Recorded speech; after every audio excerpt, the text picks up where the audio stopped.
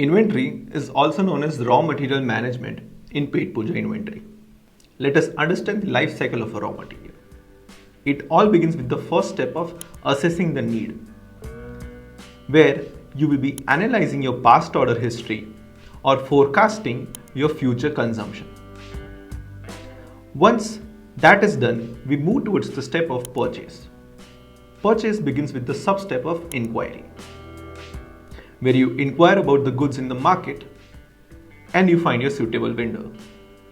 Once you have found your suitable vendor, we will move towards the step of vendor onboarding. After onboarding, we move towards the final step of placing the order. As an order is placed and goods are received to the outlet, we move towards the step of receiving. Receiving is divided into two scenarios.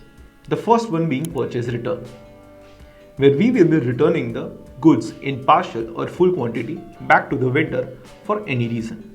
Or if the goods are in appropriate condition, then we move towards the step of acceptance. Once the goods are accepted, we will be moving towards the phase of settlement.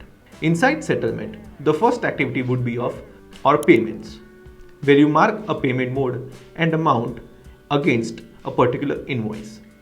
Once the payment is done, we move towards the step of vendor accounting, where you can check and edit the history of payments made by you to the vendor. After settlement, we move towards the phase of consumption. Consumption is divided into multiple parts. The first one being yield consumption. Let us take an example of a mango, where we have purchased 5 kgs of mango. From these 5 kgs, after removing the peels and the seeds, we are left with 3 kgs of mango pulp. This is known as yield consumption. Inside Petpooja system, we call it normal loss percentage. Then we move towards the next part of consumption, which is portioning out. Here, from the 3 kilograms of mango pulp, we will be portioning it out in 10 different boxes, each box containing 300 grams of mango pulp. Inside the Petpooja system, we call this convert raw material. After this, we move to our third step of consumption, which is semi-finished goods. Here, essentially, we will be combining multiple ingredients and processing them to turn it into a semi-finished good. So, from the mango pulp, if we put in sugar and milk and blend it together to make a mango puree, we will be calling this as a semi-finished good. Inside the system, we call this convert raw material. After semi-finished goods, the next part of consumption would be final consumption. Essentially, when you punch an order with a particular item, system will be reducing the stock mentioned in the item recipe from your inventory.